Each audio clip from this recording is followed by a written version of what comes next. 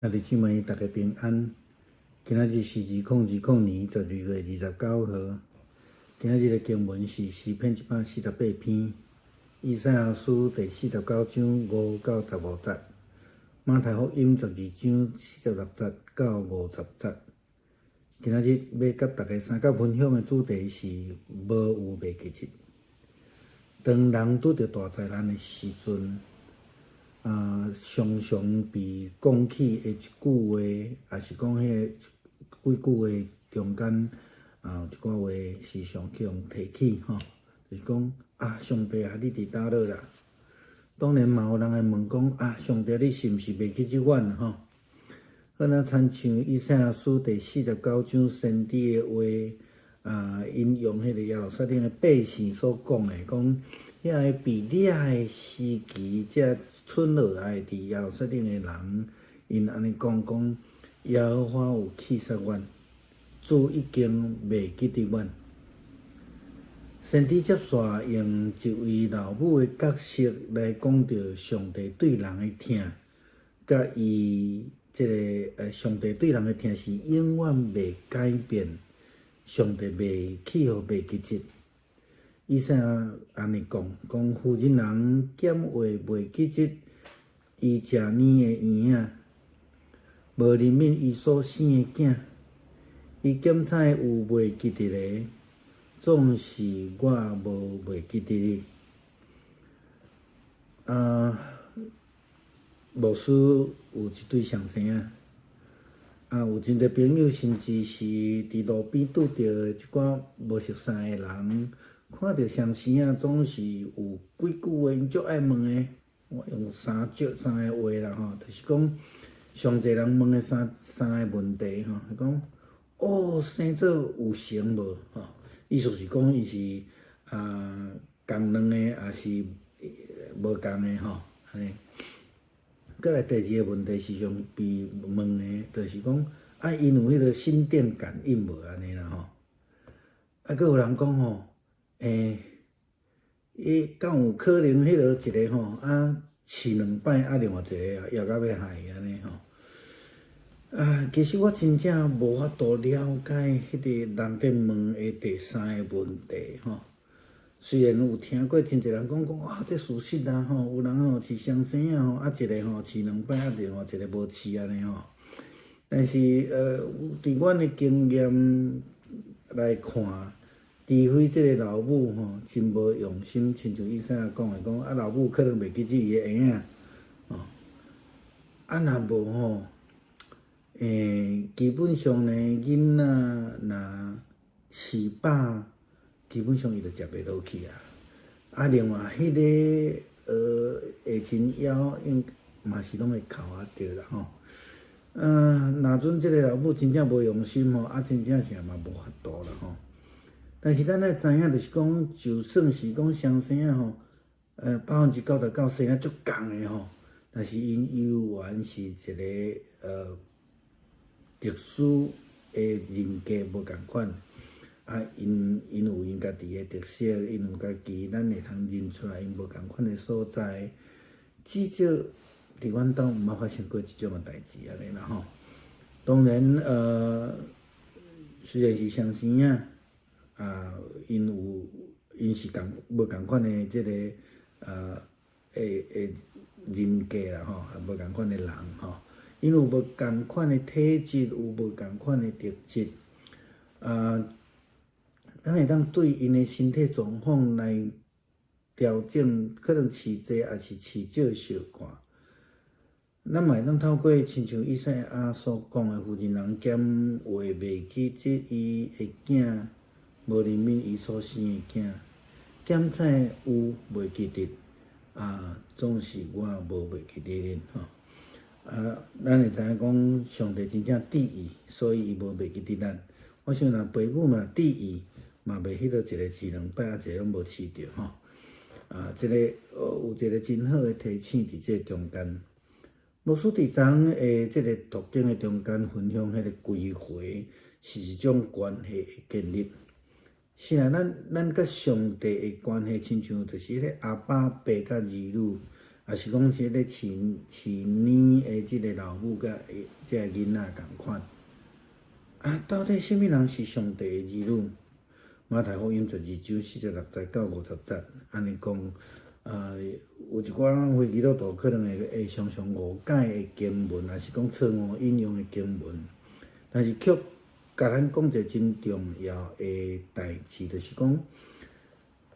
当一个人若愿意遵趁老爸天父的旨意，就是耶稣的兄弟，就是耶稣的老母。迄个意思是咧讲，基督徒若也是讲所有的军队者，无论是希伯来人，还是希利尼人，还是讲咱讲外邦人啦吼，只要愿意即个遵趁天父的旨意，亲像咱伫主祷文的祈祷安尼来讲。拢是伊的老母，拢是伊的兄弟。意思就是讲，耶稣要借着安尼来甲咱讲今日以赛亚所讲的话啦。上帝袂袂记起咱吼，上帝无袂记起咱。特别当咱伫需要的时阵，当咱伫枵饿需要食奶的时阵，当咱伫即个困苦的时阵需要安慰的时。当咱伫即个破病需要医治的时，当咱受虐需要归回的时，当咱失迷需要被上帝来甲咱找咱倒转去的时阵，上帝应允非常明白，伊甲咱讲我无背记即点。重要的是，咱必须爱听候上帝的时间来到，相信拥有过即个婴仔的老爸母拢会通了解，饲婴仔食奶，并毋是讲伊哭咱就互伊，哭咱就甲踢落去，毋是安尼，安尼的囡仔将来是足歹带的。如果一开始咱会当互伊有一寡时间，互囡仔婴仔这去等候，互因去运动，去哭一下来甲因训练，照着迄个时间，照着老爸母的时间，然后这个囡仔就真好带，伊马上就真有规律。当然，若是囡仔有健康的问题，顶悬的问题时阵，当然是搁另外一回事啦上帝是安尼来养育咱，照伊的旨意，照咱个别无共款的需要。有一个真重要的是，伊无袂记起咱。虽然全世界现准是拢陷落伫这武汉肺炎的困境，咱将近1年的时间。咱犹原咧听候上帝的施恩，来救咱脱离即个凶恶的环境。但是咱会记哩，咱搁较袂记迄个归回迄种关系的建立，遵行上帝的旨意。现准时基督徒的好见证，就是牧师定讲爱做好即个自我的防护，来实践听人亲像家己的改变。然后咱听候迄个永远无袂记起咱的上帝，等伊的时间若满，咱就要搁一个得救。弟兄姊妹平安，今天是2020年的12月29号。今天的经文是诗篇148篇，以赛亚书第49章5到15节，马太福音第12章46到50节。今天要跟大家分享的主题是没有忘记当人们遇到很大的灾难的时候，有几个问题时常被提及，就是说，上帝啊，你在哪里？当然也有人问到说，上帝啊，你是否已经忘记了我们？也就如同以赛亚49章第14节的经文，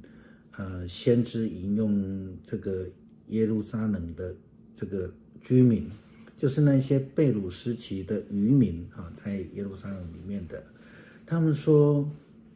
上主已经遗弃我们，我们的主已经忘记了我们。不同的时代，其实在问的问题都是一样的哈。以赛亚先知继续用一位母亲的角色谈到上帝对人的爱是永不改变，上帝是永不会忘记我们的。以赛亚说，因此上主回答，母亲会忘记她吃奶的婴儿吗？她会不爱亲生的儿子吗？纵使母亲忘记自己的孩子，我也不会忘记你。牧师家有一对双胞胎，许多朋友或是甚至是在路上碰到一些不认识的人，看到双胞胎，很喜欢问很多问题。牧师今天就讲3个问题哈，最多人问的一个问题，大家第一个一定会问说2个像不像啊？是同卵还是异卵啊？哈，然后有人会问说有没有心电感应啊？然后第3个问题是说，会不会有一个喂2次一个都没有喂到饿得要命啊？其实牧师每次听到这样的问题的时候，一直在想说，怎么有可能发生这样的事情？虽然大家都是这个说我们都听过啊，很多人都这么说啊，甚至有一些自己有双胞胎孩子的父母亲也这样说哈。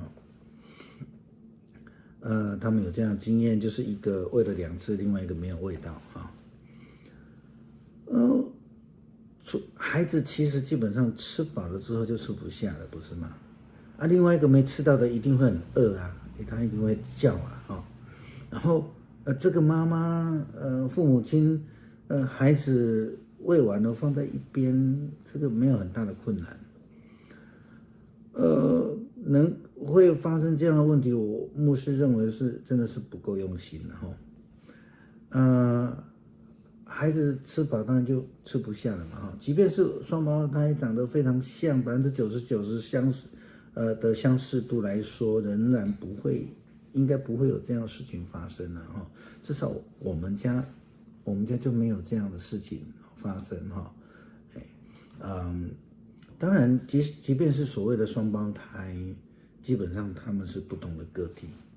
也有不同的体质。我们会依照他们的身体状况，或是说个别的需要，或许喂多一点，或许喂少一点。因此，我们更能够透过这样子，能够体会以赛亚先知所说的，他说，母亲怎么会忘记他的婴儿呢？他会不会不爱他亲生的儿子呢？纵使母亲会忘记，我也不会忘记你。这是上帝说的话哈。牧师在昨天的读经里面分享到说，归回是一个关系的建立，一个非常重要关系的建立。是的，当上帝跟我们建立了这样的关系的时候，我们就可以称他为阿爸父，我们就成为阿爸的儿女啊，阿爸的儿女。也如同那个在入养儿女的这个母亲一样。那我们要进一步要问了，到底谁是上帝的儿女呢？根据马太福音第12章46到50节的经文在这样说：你们看，这些人就是我的母亲，我的兄弟，凡实行我父亲旨意的，就是我的兄弟姐妹和母亲。这段经文其实很容易被误解有很多的非基督徒误解它，甚至是错误的引用，就说这个耶稣怎么那么不孝顺他妈妈来找他，竟然这样说其实耶稣的意思是，如果是基督徒，如果是跟随者，他透过这样的机会在提醒教导，无论是希伯来人或是希利尼人，只要是能够遵行天父的旨意，就像主祷文的祷告一样，都是他的母亲、兄弟或是姐妹。那真正的意思是什么呢？其实真正的意思是说，耶稣基督告诉我们，如同以赛亚先知所说的，上帝绝对不会忘记那一些遵行他旨意的人，他的孩子。特别当我们有需要的时候，我们饥渴需要喝奶，我们困苦需要安慰，我们生病需要医治，我们被掳需要归回，我们迷失需要被寻回。上帝的应许其实是非常明白的，他说：“我必不忘记你们。”但更重要的是，我们必须要等候上帝的时间来到。相信养育过小孩子的婴孩的父母亲都了解，当一个小孩子在哭的时候，他饿的时候，我们不能就因为他哭就马上给他喝，或是就给他塞到嘴巴里面去。如果这样做的话，将来这个孩子会很难带。那如果我们可以给这个孩子一些规律，让他学习等候，或许让他哭一下，可以运动一下，让他们再饿一点点，开始了一个规律的生活，按照我们的定的规律去来带他。这个很像是上帝在圣经里面告诉我们，如果我们遵行他的旨意的话，我们就是他的儿女，他就不会忘记我们。所以我们可以看到的是，如果一开始这样子的时候，这个孩子将来就会比较好带。当然，如果孩子在健康上有问题、有困难的时候，那就另当别论了。上帝是这样养育我们，照他的旨意，照我们个别的需要。但是有一点共同点的是，他永远不会忘记我们。既然全世界都陷入在武汉肺炎的这个困境当中，将近1年了，那我们今天仍然在等候上帝的救恩，来救我们脱离这个凶恶的环境。我们不能忘记那种归回的关系，我们要遵行上帝的旨意。目前来说，遵行上帝的旨意就是做好这个自我的防护，实践爱人如己的诫命，然后我们就等候那永不会忘记我们的上帝，他的时间满了，就把救恩赏赐给我们。